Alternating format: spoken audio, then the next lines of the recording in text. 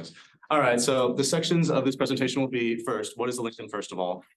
Second, what makes an effective LinkedIn profile? Third, parts of a LinkedIn profile. So we'll get into like the anatomy.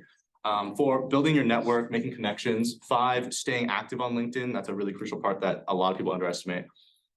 Six, understanding the professional opportunities that you have on LinkedIn. And seven, we'll do a little workshop bit at the end, but we'll figure that out when we get there. So the first thing I want to say is, what is a LinkedIn? Does anyone want to be a brave volunteer and tell me what a LinkedIn is? You in the front in the pink. I think you can tell us, yeah? Okay, so a LinkedIn is the world's largest professional social media network. That's like at face value, that is literally all it is. It's not like Instagram or it's not like Snapchat in the sense that it's a social network for casual activities or things like that, or like friend groups or whatnot. It's for professional connections, purely professional connections. You can find a job, an internship, and just in general, strengthen your professional network. And you also develop the skills you need in the workplace to succeed.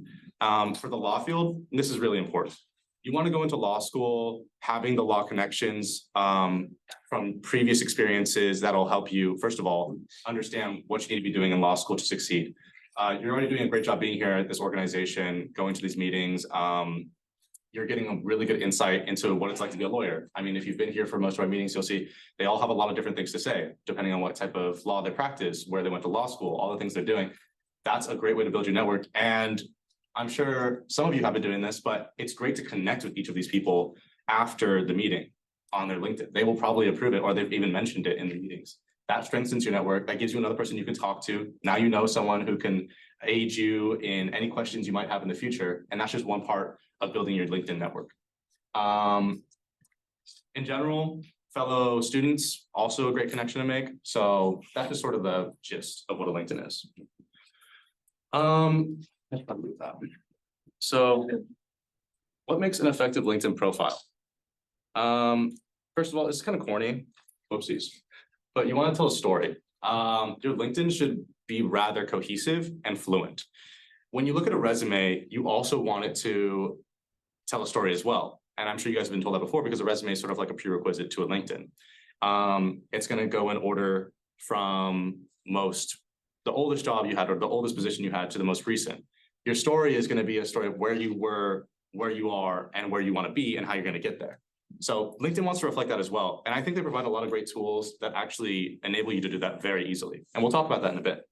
Like I said, complete professional history, no gaps. I know it's hard because I'm sure you've had your first job in high school. Maybe you took some time off after that and you got to college, you want to focus on schoolwork, but it doesn't look good. And I think some of our speakers have mentioned so well. You don't want to have gaps in your professional or educational career. It doesn't look good. And we'll get to how you can, come up with stuff to fill that in. You want to reflect your persona. LinkedIn is a visually aesthetic website, meaning you can customize it to look and reflect who you are as a person. And that's something that a lot of people don't value enough, I believe. Number four, you don't want it to be boring. It's easy for a resume, especially a law resume. If you guys have looked at how to build a law resume, it's very like tactful. It's just like what you need to know, and that's it. It's not colorful. It's not designed interestingly, and that's what law schools generally want. But with your LinkedIn, you can do a little bit more. You have a little bit more room for creative freedom and whatnot. And so we're going to focus on that a bit more today as well. Number five, this is more of a general thing to life, but you want to have diverse experiences. LinkedIn provides you with not only a professional category, but educational, organizational, and community service categories as well. You want to have something in all of those categories so you can show your employers, potential internship coordinators, that you're a diverse person, you've done a lot of things, you're not just some person who's been working away their entire life and has nothing else going for them. Number six, like I said, it's an aesthetic website. You want to be aesthetically pleasing and organized. And so that means a consistent organizational method throughout the entirety of your LinkedIn. That means cohesive color scales and whatnot. And we'll take a look right now, actually. So it's kind of embarrassing, but here's my LinkedIn. So as you can see, you got a banner, you have a profile picture, and you have a shortened biography. That's the general gist of what's going on here. This is the top of a LinkedIn profile. Just a show of hands really quickly. Who already has a LinkedIn account or profile? Okay, so most of you. That's good. So you may or may not have added a banner. You may or may not have added a profile picture or whatnot. I don't I don't know. We'll get to looking at that in the workshop part. But I want to start with the banner first of all. I just made this on Canva. It's a super simple graphic design website. They already have plenty of templates you can use. You just add whatever information you want to put up. So for me, I just put my name. I put professional policy advocate because even though that's not what I am yet, I was advised by a pro dev specialist before that you want to put what you will be and not what you are currently. I mean, if you put undergraduate, I mean, that's reflected down here. But in the banner, which is what a lot of people look at first, you want it to show your aspirations. My email, my phone number. Phone number is optional. I think that's a little more personal than some people like, and that's totally fine. Your email would be more than enough, but I like my phone number up there as well. My profile picture, that's just a headshot. Actually, I took this photo, like the background wasn't that background. It was like some random room, but I just did some like editing and put that up. I touched it up a little bit. I definitely need to update that. It's like 2 years old, so. But it's simple and it works and it shows people what I look like and they get a general idea of who I am. You know, having a profile picture is like puts a name or puts a face to a name. Whereas a resume, you can't really do that unless you put a picture on your resume, but that's kind of unorthodox. My name, it's right there. My pronouns, that's pretty important nowadays. And then the shortened biography. So there's a section for a lengthened biography later on in the profile, but this is a good part where you can put the gist of what you are. So for example, policy advocate, like I said, that's my aspiration. Next is I'm a political science major, and I'm also an international security and conflict resolution major at SDSU. I'm also in the honors college. I just put those 3 main things up there because I believe that's what's the most important for people to know. On the right side, you can see that my current job with the California State Assembly is listed there as one of my companies. San Diego State University is listed as my educational institution. My location is also up there. Like I said, you could just put California, United States, if San Diego is too personal. But you want to keep that updated at all times, especially if you're going between home and here for school and like vacation. Here you can see how many connections I have, only 160. And you guys might be thinking like, oh, that's not very good, but we'll talk about that later actually. So anyways, yeah. So this is the header aesthetic part of a LinkedIn profile. Do we have any questions there? No? We'll be going back through this later on also in the workshop and when people want to look at other stuff just to start getting a general idea of what we want to do. This is the about section. This is the section immediately below, and it's like a lengthened biography. So there's many ways to do the about section, and this is the part where you really can express who you are. Like the first part where you have those colors and you have your headshot and whatnot, you could tell mine was kind of monochromatic. That's just sort of the vibe I was going for. But in the about section, you can really use your words to talk about who you are, what you want to do, where you want to be. It's sort of like the summary of a resume, except you can go even more, like further. So I chose, and this is kind of corny, I put a quote up at the top just by one of my favorite philosophers. And I think it sort of reflects the sort of approach I take in life, which is multidisciplinary. And then that's also reflected in these 2 paragraphs. The first one sort of talks about what I'm doing now, how I got there, how multidisciplinary works into that. The second one is sort of a lead-in to the following section, which is my professional experience. And so it's talking about the positions I've had, how that's interdisciplinary, and my general drive that brings me to these professional experiences. Any questions there? No? Okay. So this is just one of, I think, like 4 or 5 positions I have on my professional section, but I don't want to go into all of them. This is my most recent one. I'm currently a district office intern. Also, reminder, if you guys are looking for an internship, currently recruiting, so just talk to me after. So you can see district office intern, which is my title. It's the company I'm with, which is technically not a company, it's a government organization. The California State Assembly, entity. You can see how long I've been there, and that's all part of they give you a prompt when you hit that little pencil icon in the top right, and it's really easy to fill out. But this is what it looks like when it's displayed in the profile. The most important part, though, I think, is this section right here. It might look very similar to a resume, and in some ways it definitely is. It's just what I do, how I do it, what skills I'm presenting. I'm using action words like engaging, providing, demonstrating. Aesthetically wise, you can see I have a staircase, which means that this sentence is the shortest, medium, longest. And it's like a really small detail, but to some recruiters and to some like pro dev analysts, that makes a huge difference because it just shows you put in a little more effort to make it look a little better. But again, yeah, action words, collaborating, document preparation, assisting, organizational skills. You want to jam as many of those in there as possible. All truthful, definitely. Like you want to be honest about what you're doing at your job, how you're doing it, but you want to jam as much in there as possible. Because that just shows them that you can do all these things. Another thing that I didn't include in here because it's not really related to my job, but numbers. If you include numbers in your description, that's really useful to quantify your accomplishments and what you've done in your profession. For example, I could say, recorded 50 bill comments in my session. You know, it's for this position, it's not really applicable, but you can definitely do stuff like that for your own job. Just add numbers to make it more quantifiable. Education. So this part's also pretty self-explanatory. You just, like I said, enter your current educational institution. Your high school is also useful, like on a resume. You probably wouldn't want to put your high school on a resume. There's not that much space on a resume, and a high school is not really relevant at this point in time. But on a LinkedIn, you can put as much information as you want because it's infinite. Well, technically, but obviously you don't want to put irrelevant stuff. You wouldn't put your middle school or your elementary school. Anyways, you can see from my high school, I just put my grade point average, my activities, which was pretty sparse back then. And then you go to my college experience. It just talks about my majors and then my minor. I should probably put more societies up there because I'm vice president of this org now. And then my grade point average again. Pretty self-explanatory section, really simple. Volunteering. So like I said earlier, you want to have diverse experiences on your profile. I know that some of you probably have never done community service before, but a lot of you probably have. And including that on your LinkedIn really gives it more depth, because when you're just a professional person, when you've just had jobs, when you've just worked in companies, organizations, office spaces, it's very one-dimensional. It's like your employer is going to see you as, okay, maybe this person's a really good like office machine, but like you don't have any human aspects, you don't help people, you don't do anything outside in your community.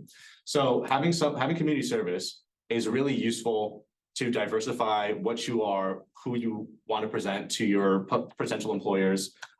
Here again, this is a lot better example of how I use numbers. So for this one, I actually started a cleanup organization with my friends back in high school. And we have quantifiable numbers here. So we cleaned up 500 pounds of waste. We raised over $3,000. Again, action words: communicated, collected, managed, surveyed, organized, enticed and persuaded 65,000. You know, it's like those things give a quantifiable sense to what you're trying to portray to your employers. And so that's sort of what the volunteering section should look like, pretty similar to the professional, but again, just more examples of how to use numbers and action words. Okay, organizations. This one's really long because I wrote this recently. So same thing, action words: spearheaded, drove community engagement, act as a vocal advocate. You want to put as much information in there as possible. That's not overwhelming. I think this one's a little overwhelming, honestly. I should probably cut this down. But just giving as much information as possible that sort of gives an image of what you are and what you're doing with this organization is really useful, and definitely going to give you a better look when you're applying to jobs and you provide your LinkedIn profile. Okay, so now let's talk about building your network. So that was pretty much all the parts of a LinkedIn. I hope it wasn't too overwhelming. I know it was kind of quick and there's a lot of information there, but we'll go over it again at the end. So like I said, action words, numbers, holistic. You want to include as much as possible that is relevant to who you are and what you want to do. That's generally the gist. Building your network. You want to make meaningful connections. And this means only people you know or professionals in your field that you are somehow affiliated with. For example, everyone in this room, I think it'd be fine if you guys all connected with each other after this. And that's actually something we're going to do. And that allows you to build your network and of people who are like-minded, going to similar places.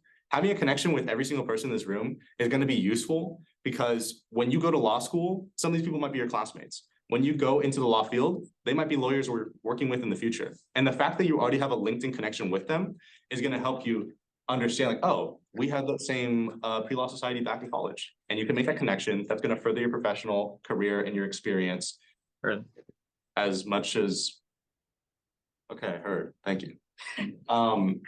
As much as it does. So That's just one thing you want to keep in mind. Only people you know or are directly affiliated with and professionals in your field. That doesn't mean just like every single lawyer in San Diego, obviously. Any speaker who's come in, good connection. Any of their coworkers, also good connection as long as you were introduced to them somehow. Again, you don't want to make meaningless connections. I want to talk about this. It's like there's this idea around 500 plus connections. You can get 500 connections on LinkedIn, and then it just gives a little plus symbol at the end because you can't get more than that. That's kind of BS. I mean, like, if you build your network up with a bunch of like random people, first of all, your feed is going to be like clogged with all the stuff that you have no idea what it is. It might not even be relevant to your career. So then that just totally ruins your feed. Second of all, it's just like your network, you know, LinkedIn obviously has algorithms put in place. Your network is going to be like shit. It's just not going to really going to reflect who you are and what you want for your professional career.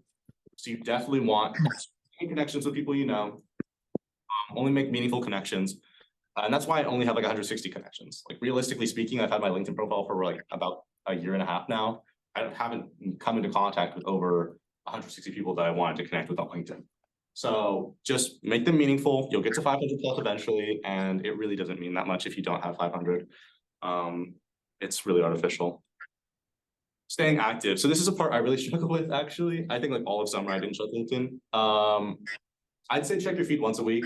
Have the LinkedIn app on your phone, just scroll through it.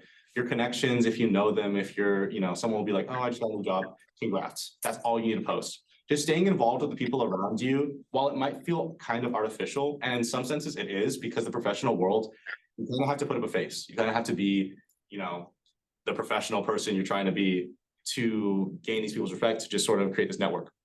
But it's not like completely bland. You still should care about what you're posting and what you're saying to other people. So like I said, check your feed once a week. It doesn't take that much. Just scroll through for like 10 minutes. Comment on other people's posts. If someone got a new job, if someone is starting a company or anything, just, you know, say something, boost them. It's, you know, just a nice thing to do. Keep track of who is working where. This is more of a general thing. So like, let's say, for example, you want to work at Higgs, Fletcher and Mac. That's one of the biggest law firms in San Diego, if not the biggest, right? Yeah, it is the biggest. So, and you see one of your connections has started working there, that would be a really invaluable thing to see on your LinkedIn or on your LinkedIn feed. Like, hey, I saw you started working here. I really would like to eventually end up there as well. What did you do to get here? What was your interview process like? Because you're connected to them already, you see this connection. You both go to San Diego State University. Because it's only a meaningful connection, it's only a person you know. You have this pathway to further understanding how you can get to where they are. And that's just an invaluable thing. And number 5, keep it professional. Don't use too much slang or abbreviations as far as possible. I think it's pretty self-explanatory. Just keep it professional. Put your professional face on. Imagine like if you were in a room with all your connections, you're probably wearing a suit or you're probably wearing professional wear. As much as you can reflect that in digital etiquette, do so. Professional opportunities on LinkedIn. So I'm sure a lot of you guys have heard of like the job section or seen the job section on LinkedIn. It's a really, really good resource. Oh my gosh. Going to that job section, you can see a bunch of things directed at you based on your profile. The algorithm will direct you to jobs that they think is good for you. So if your profile, that you want to be a lawyer, that you're in law school, you are in pre-law societies, and you'll be able to see those jobs reflected because of the algorithm in that section. And you'll find, I think I found my current internship either through Handshake or LinkedIn. So these are really, really good opportunities. But it's important to have a cohesive and complete profile. If you don't, the algorithm is less likely to recommend specific jobs to you that could have been really useful. Also, actually, we'll get to that at the end. Oh, wait, maybe that's not here. On the next slide. No, you're good. Sorry. It's all good. Okay, so I guess we didn't talk about it at all. But there's actually recruiters on LinkedIn. One of our speakers that's going to be coming later doing a resume workshop, Chris Baker's mom, if you guys know who Chris is. She's like a recruiter for law firms. And she told us about how she has a specific like LinkedIn application that lets her see information in like a more recruiter style. Yeah. Having a cohesive and complete profile allows recruiters like her to see your profile and determine if you're a good fit for the job. She told us that she's literally contacted people via their LinkedIn, never having contacted them before, and helped them get a job at a certain company just because they had a cohesive and complete LinkedIn. So yeah, like I said, really important to like just fill out all the sections. Okay, there's something called the job acquisition status, which is how you tell other people and recruiters, for example, that you're either open to work, looking to hire, or you're not open to work. You can do a little cute banner, or not a banner, but like a profile, like icon surrounding thing, and it says open to work. I don't know, that's kind of useful. When people make a connection with you, they'll be like, oh, this person is looking for work. That's kind of, you know, that's good to keep in mind. Number 4, there's a messaging system built into LinkedIn, like there's with all social media websites. Use it to communicate with potential employers, for sure. Also with your connections. If someone starts a job somewhere and you want to work there, contact them. It's a great way to just sort of get in contact with people that you're interested in, or you're interested in their careers or their connections or whatnot. So just utilize all aspects of LinkedIn as best as you can. Okay, well, the next slide is just the workshop section. So, okay, first of all, any questions? Wow, so I did a really good job then. I have I didn't. a question. You Okay. mentioned you were gonna talk a little bit about the what to do